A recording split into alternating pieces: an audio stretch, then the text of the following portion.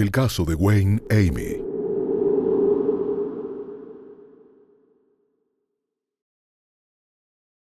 Hola a todos.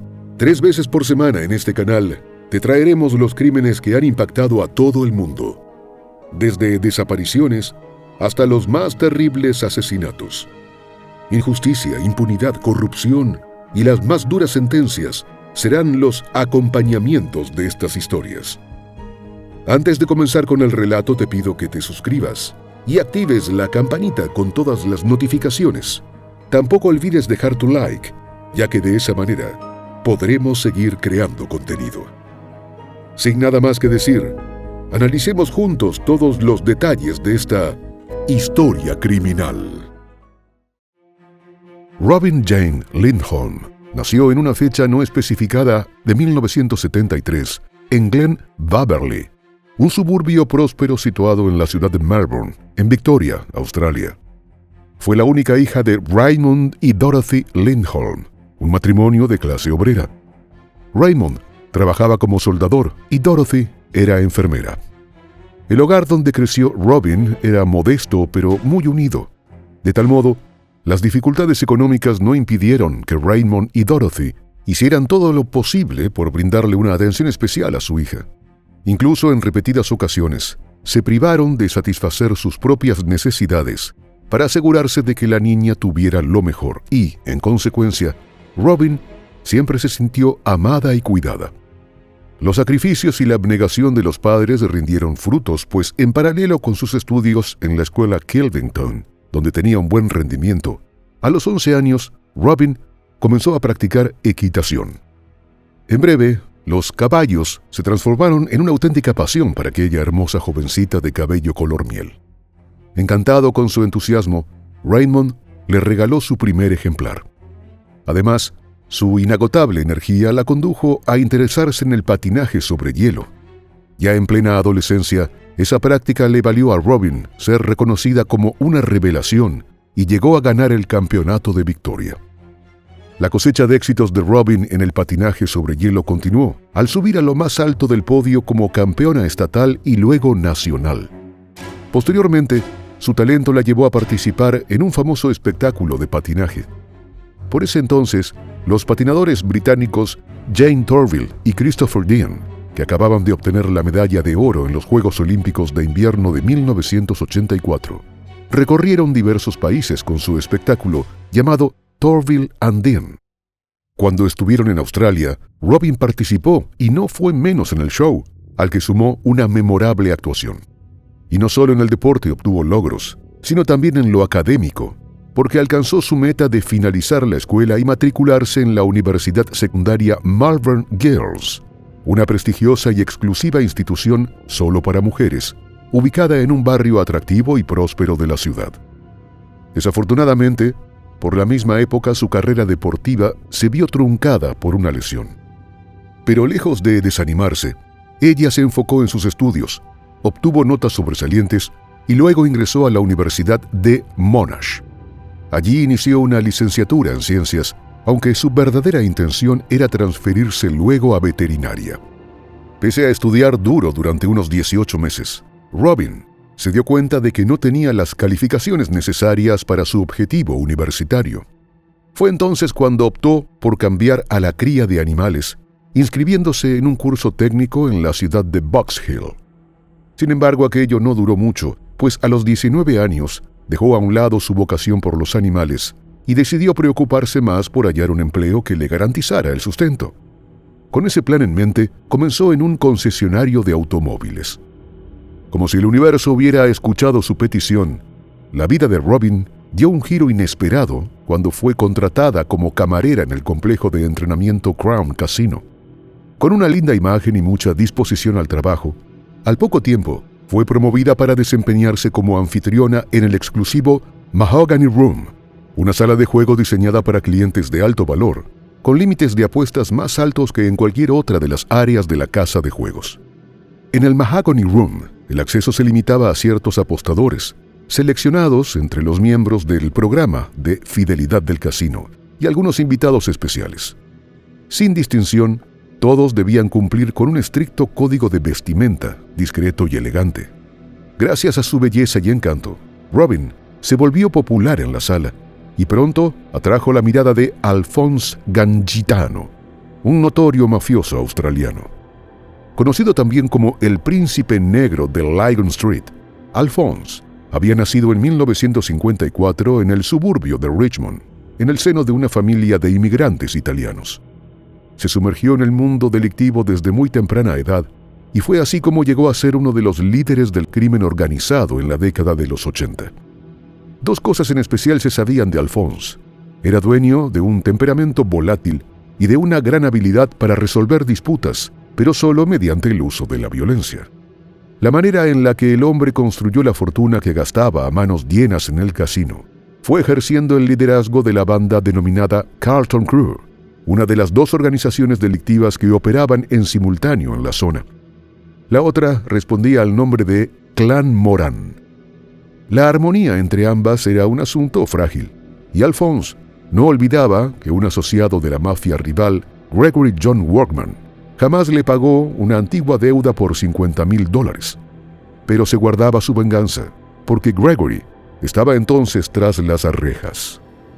Robin sabía del extravagante estilo de Alphonse, su mansión repleta de lujos y su garaje lleno de autos deportivos. Él, por su parte, fue seducido por su belleza y elegancia.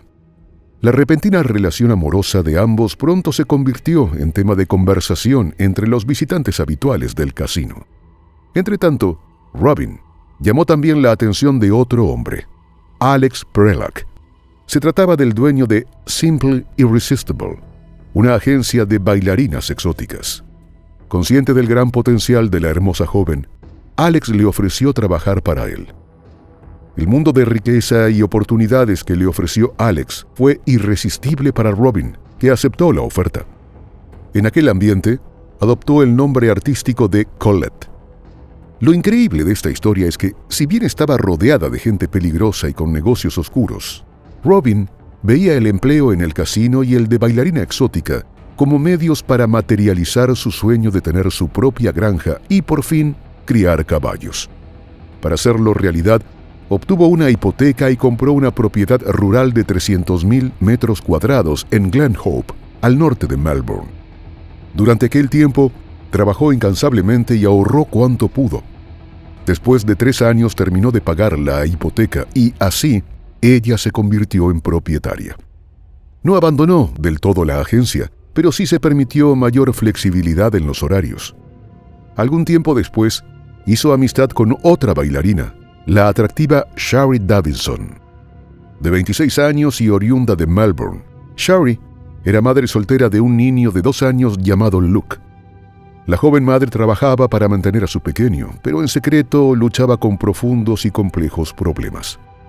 No solo se había vuelto dependiente de sustancias lícitas e ilícitas, sino que también parecía tener un imán para las malas compañías. El modesto departamento que habitaba Shari en Footscray lo compartía con Nick Kitsou-Gilias, un sujeto perteneciente a una pandilla de inmigrantes griegos que se dedicaba principalmente al tráfico de armas y estupefacientes en Richmond.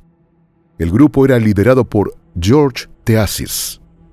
Siendo el mayor de 3 hermanos, George provenía de una familia dedicada al negocio de la instalación de alfombras.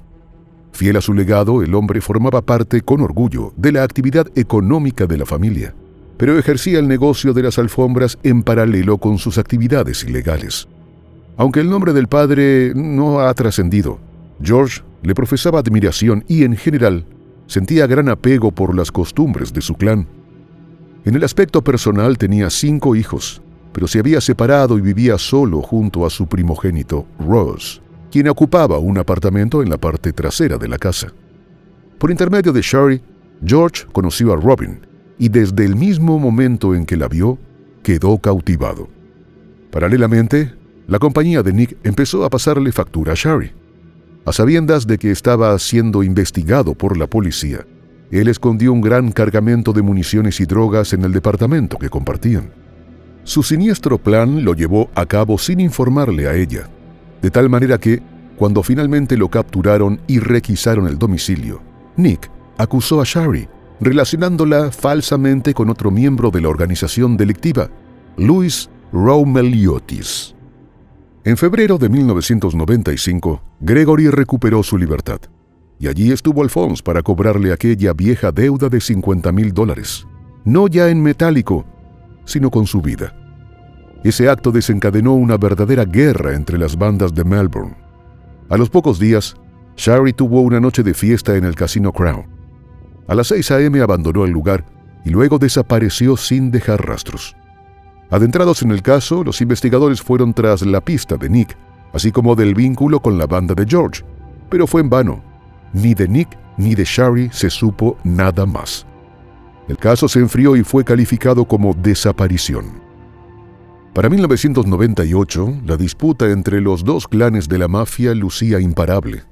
Como parte de uno de esos ajustes de cuentas entre las organizaciones rivales, Alphonse fue encontrado muerto en su propia casa. El hecho tuvo un gran impacto en la vida de Robin y también en el universo del crimen organizado local. Sin embargo, Robin no estaba para guardar luto, así que decidió seguir adelante. Y quizás, viendo su oportunidad, George se acercó. Concretar lo que tanto anhelaba no le tomó demasiado tiempo. Así, Robin y él terminaron siendo pareja. En realidad, ella albergaba la secreta expectativa de que él ascendiera en el mundo del crimen hasta reemplazar a Alphonse. Se instalaron juntos en la casa de George. En cuanto al hijo de él, Ross, estaba inmerso en su propio mundo, normalmente con la música a todo volumen. Así, el contacto entre el joven y Robin fue afable, pero más bien escaso. El 2 de mayo del 2000, el padre de George murió de cáncer. Esa noche, con una copa de brandy griego en las manos y movido por el duelo, George se replanteó muchas cosas, incluidas sus actividades ilícitas. Hasta entonces, su gusto por la violencia se limitaba en gran medida a ensayos que consistían en irrumpir en los antros de drogas y fugarse con el dinero y el producto. En suma, era demasiado peligro para una mínima ganancia. Entendió que un cambio era urgente, y ese cambio pasaba, en primer lugar, por honrar el legado de su padre, dedicándose de lleno al negocio familiar. Como segunda medida, y para desembarazarse de su pasado, George cambió su apellido a Templeton. Por último, sumó a Ross como aprendiz en la empresa. Como ya habíamos comentado, a Robin le gustaba ser la mujer de un mafioso, y en consecuencia no recibió con agrado nada de aquello. Paralelamente, los planes de George parecían más factibles en la teoría que en la práctica. Aunque él hizo su mejor esfuerzo para acercarse a sus otros hijos e idear planes a futuro con Ross, las viejas costumbres eran difíciles de erradicar. En breve, fue arrestado por posesión de sustancias ilícitas y armas sin licencia. Por si fuera poco, la policía lo fichó como sospechoso en el caso de la desaparición de Shari. Con el primer marido muerto y el segundo tras las rejas, Robin retomó con mayor ahínco su trabajo como bailarina, y durante un almuerzo de hombres vinculados a negocios turbios, conoció a Wayne Emey. Con un historial como jugador de hockey de primer nivel, Wayne y ella tenían muchas cosas en común y la química fue inmediata. Para entonces, él regentaba un gimnasio cercano, fungía como entrenador personal de Alex y participaba en el equipo de veteranos de Commonwealth. Como producto de un romance pasado, Wayne tenía un hijo llamado Pat. No obstante, estaba soltero. El romance entre él y Robin simplemente ocurrió. Dado que Robin tenía mucha confianza con una nueva compañera de trabajo, Kate, le comentó cómo se sentía junto a su nueva conquista, a quien solía llevar a su casa, y hasta cometió la imprudencia de referirse a George como un obstáculo en sus aspiraciones. Tras 5 meses de prisión, George recuperó su libertad, y ajeno a todo lo que Robin había hecho en su ausencia, lo que más deseaba era volver a estar junto a ella. De hecho, ya había planeado pedirle matrimonio. A escondidas de él, Robin continuó invitando a Wayne a casa, pero ese juego terminó una noche, cuando George regresó sin previo aviso y los encontró en la habitación. En el altercado que protagonizaron los dos hombres, Wayne lo amenazó con quitarle la vida y a Robin la idea se le quedó en la cabeza, de tal forma que durante los días siguientes no dejó de pensar en la forma de deshacerse de George, hasta que por fin lo descifró. Había que contratar a alguien. Entonces, convenció a Wayne del plan.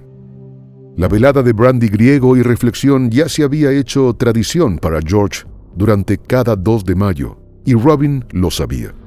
Así que, con paciencia, esperó a esa fecha. Corría el año 2005 y George estaba de buen humor, sin saber que había llegado el día señalado por su mujer para deshacerse de él. Ella se ocupó de la cena, a la que invitó también a su amiga Kate y a Ross. Llegada la hora y con gran disimulo, Robin puso pastillas para dormir en la bebida de George. Al término de la comida, Robin se excusó diciendo que iría a casa de Kate. Tambaleante, George avanzó hacia el departamento de su hijo Ross para desearle buenas noches antes de regresar a la sala.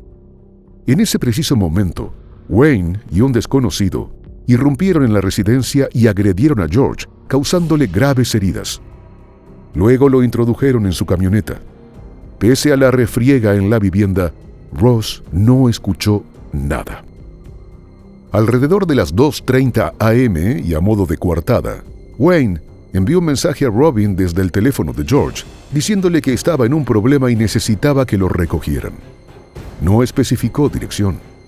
Con la llegada del nuevo día, por fin Ross se percató de que algo andaba mal, pues encontró muebles movidos y desorden en la casa, y para más indicios, no estaba su padre ni su auto. De inmediato se comunicó con la policía y una vez allí, los agentes encontraron restos de sangre en el sofá. Cuando tocó el turno de hablar con Robin, ella mostró el mensaje de Wayne. En conferencia de prensa posterior y junto a los demás familiares de George, Robin lució afligida y rogó información sobre él. Sin embargo, al término de su declaración se la vio sonriente en compañía de Kate. Aproximadamente una semana después, Ross se encontró con la ingrata sorpresa de un camión de mudanzas frente a la casa de su padre. En el interior, la propiedad había sido vaciada. Los bienes faltantes eran innumerables: su motocicleta, un bote, un televisor de retroproyección, joyas y demás artículos, cuyo valor ascendía a decenas de miles de dólares. Atónito, Ross se marchó y se instaló en casa de un amigo. Más tarde trató de llamar a Robin para reclamarle, pero solo obtuvo de ella un mensaje de texto en el que aseguraba que le dejó algunas cosas. En concreto, Robin se refería a un par de cajas en la puerta con un poco de ropa y sus autos a control remoto. Y para dar por cerrada la charla, le envió los datos de su abogado. Desde entonces, Robin se mudó con Wayne a su ático en Hawthorne, donde pudo disfrutar de una vida próspera y cómoda al lado del hombre que decía amar. La plenitud de ambos les hizo soñar con formar una familia, mientras ella se unió a su trabajo en el gimnasio. Además, decidieron invertir en una granja ubicada en el pueblo rural de Bittern, al sureste de Melbourne. Transcurridos unos meses, la policía admitió que era posible que George no quisiera que lo encontraran. No obstante, resultaba llamativo que no hubiera usado su teléfono móvil ni sus cuentas bancarias después de aquel día. Pese a los muchos proyectos, la relación de Robin y Wayne enfrentó algunos problemas. Luego, las grietas se tornaron insalvables. Pero el punto final llegó en 2010, cuando ella se involucró con un hombre llamado Kyle Elliott, del que, por cierto, nada se sabe. Durante la posterior separación de bienes, la situación de ambos alcanzó un punto de máxima tensión. La expectativa de Robin era pasar el resto de sus días tranquilamente, criando caballos, pero Wayne no estaba dispuesto a ceder a sus demandas. La infidelidad había golpeado su ego y, en consecuencia, planeaba vender los bienes en común y usar el dinero como parte de su jubilación. El enojo y la sed de venganza de Robin la consumían, y no vio más alternativa que pedirle a Kyle que se deshiciera de Wayne. Al principio él aceptó y lo amenazó públicamente, pero pronto se hizo evidente que Kyle no tenía intención de concretar el encargo. Por supuesto, su indeterminación, que Robin asumía como falta de carácter, desencadenó serios conflictos entre ambos. En marzo de 2012, Kyle fue encarcelado por delitos no especificados. En agosto, Robin ya tenía a alguien nuevo en la mira. Su nombre era Aaron Michael Ardley. Aaron no gustaba de ella, sino que se había obsesionado, de tal modo Cuando Robin le pidió que hiciera desaparecer a Wayne, él no vaciló. De ahí en más, se convirtió en su sombra, acechando cada paso. Como parte también de la tarea, Aaron se preparó físicamente, ejercitándose y levantando pesas. Asimismo, Robin le hizo entrega de un pase de seguridad del sótano del edificio de Wayne. En 3 ocasiones Aaron se presentó en el lugar, siempre armado, pero todas resultaron infructuosas. En enero de 2013, Aaron sufrió una lesión cerebral que lo dejó incapacitado. Sin su cómplice, Robin debió buscar a quien pudiese ayudarla a lograr su cometido de deshacerse de Wayne. Entonces se mudó a un departamento al norte de la ciudad. Fue una época complicada para ella, especialmente porque se enganchó con ciertas sustancias ilegales. Nada parecía estar dándose como anhelaba, hasta que conoció a Thorsten Trabert. Nacido en Alemania, Thorsten se había mudado con su familia a Australia en 1970. De apariencia encorvada y rostro tosco, siempre había tenido un bajo coeficiente intelectual, pero años de abuso de estupefacientes habían agravado la situación hasta causarle un daño cerebral leve. Aunque estaba casado, aquello no fue impedimento para iniciar un tórrido romance con Robin y finalmente se instaló en su casa. Muy pronto, ella consiguió que él accediera a encargarse de Wayne. El 10 de diciembre de 2013, Thorsten reclutó a un secuaz, John Anthony Ryan, y los dos emprendieron rumbo hacia el edificio del domicilio de Wayne. Valiéndose de la tarjeta magnética suministrada por Robin, entraron y esperaron a su objetivo en el garaje subterráneo. Pasadas las 11:30 p.m., Wayne llegó. Entre ambos lo golpearon y lo introdujeron en el maletero de su auto. Thorsten condujo hasta el apartamento de Robin. Una vez allí, un vecino escuchó los murmullos de Wayne en el interior del coche. Se acercó para averiguar qué era aquella situación tan extraña, pero en su afán por distraerlo, Thorsten enseguida le pidió que le diera una mano con algo.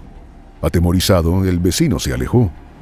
Al día siguiente, Pat, el hijo de Wayne, descubrió un charco de sangre en el estacionamiento y dio aviso a las autoridades. Sin rastros de su vehículo ni comunicación telefónica, la policía concluyó que Wayne había sido secuestrado. 2 días después, Thorsten, Robin y John condujeron durante 2 horas hasta el monte Korong. En la cima de una montaña, en una fosa improvisada, escondieron el cuerpo de Wayne. En un bar rural de Inglewood, el trío celebró luego su proeza. Finalmente, John se marchó por su cuenta, en cuanto a Robin y Thorsten se quedaron con el auto de Wayne. El viernes 13 de diciembre, la policía logró avistar el vehículo. Al comprender que le seguían los pasos, Thorsten y Robin intentaron fugarse, provocando así una frenética persecución por las calles de Brunswick. En una de esas lograron bajarse y continuaron su fuga a pie. No obstante, el escuadrón canino se sumó a la búsqueda y fueron rastreados hasta un desagüe, donde estaban escondidos con el agua hasta el cuello. Ambos fueron puestos en prisión preventiva y los interrogaron como los principales sospechosos por la desaparición de Wayne. Lo mismo sucedió con John. Los agentes no debieron esperar demasiado, pues apenas una semana después el propio Thorsten llevó a los detectives hasta el cuerpo abandonado. John y Thorsten fueron acusados de asesinato. A Robin, en cambio, pese a ser la mente que planificó todo, solo le impusieron los cargos de cómplice de asesinato, agresión grave y robo. El 17 de diciembre de 2015, en la Corte Suprema de Victoria, tuvo lugar el juicio contra los 3, a cargo del juez Lex Larcy. Mientras iba esposada, Robin lanzó sugestivas miradas a Thorsten, quien le devolvió el coqueteo, aparentemente ajeno al complicado proceso que se desarrollaba a su alrededor. Ambos intuían que era la última vez que se verían. Ante el tribunal, la fiscalía puso al descubierto las sucesivas maniobras de Robin para deshacerse de Wayne, lo que la dejó muy mal vista desde el punto de vista jurídico. En calidad de abogado defensor, John Kelly pidió clemencia, asegurando que estaba arrepentida. En contrapartida, el juez Lex, que como mucho notaba algo de vergüenza por sus acciones, pero no había visto ninguna señal de arrepentimiento durante los 2 años que habían transcurrido desde la detención hasta el juicio. El fiscal jefe de la corona, Gavin Silbert, fue quien puso sobre la mesa su rol como principal sospechosa de la desaparición y presunto asesinato de George. Además, describió a Robin como una mujer que usaba sus encantos para obtener de los hombres exactamente lo que deseaba. En una movida inesperada, ella se declaró culpable, lo que le otorgaba ciertas ventajas al pactar con el Ministerio Público a cambiar de declarar contra sus cómplices. Sin dudarlo, los implicó en todo. En cuanto a ellos, se acusaron mutuamente, negándose a admitir su responsabilidad. Finalmente, el jurado los declaró culpables, tras calificar las acciones contra Wayne de inútiles, innecesarias e insensibles. El juez Lex sentenció a John a 31 años de prisión, a Thorsten a 28 y a Robin a 25. En los dos últimos casos, las penas fueron menores por la cooperación con las autoridades y a la admisión de culpabilidad. Todo lo ocurrido con Wayne encendió las alarmas de los detectives de homicidios, que seguían sin poder resolver el caso de George. Entonces la evidencia fue examinada de nuevo. Casi 6 meses después, la tarea rindió sus frutos, para disgusto de Robin, que el 31 de mayo de 2016 recibió la visita de los detectives en prisión y fue acusada del asesinato de George. Ese segundo juicio se llevó a cabo en agosto de 2019 y el juez a cargo fue Christopher Bale. En sus exposiciones al jurado, los fiscales argumentaron que Robin usó el paseo con Kate como coartada, mientras Wayne se deshacía de George. Kate subió al estrado y, aún bajo el incesante interrogatorio del fiscal, mantuvo la historia que dejaba bien librada a su amiga. Pero culminada la audiencia, esa misma noche se quebró. Llamó a la policía y dijo que quería cambiar su declaración. Al ser convocada de nuevo a declarar, confesó todo lo que había escuchado, incluidas las muchas frases de hastío con las que Robin se refería a George. Sin embargo, Robin negó tener nada que ver y se declaró inocente. El jurado no se dejó convencer por ella, sino por las contundentes evidencias. Así, los 9 hombres y 3 mujeres que tenía en sus manos la decisión, la declararon culpable. Posteriormente, el 26 de septiembre de 2019, el día de la audiencia de sentencia, el juez Christopher rememoró cuán idílicas habían sido siempre sus condiciones de vida. Un detalle que, a todas luces, hacía aún más difícil entender el porqué de sus acciones. Finalmente, sumó 14 años a la condena original. A pesar de las súplicas de la familia de George para que informara dónde estaba el cuerpo, darle un cierre a su sufrimiento y encontrar un poco de paz, Robin nunca reveló nada de lo sucedido. Su fecha de liberación más temprana sería en 2049, en caso de que le concedieran la libertad condicional. Para entonces, tendría 71 años.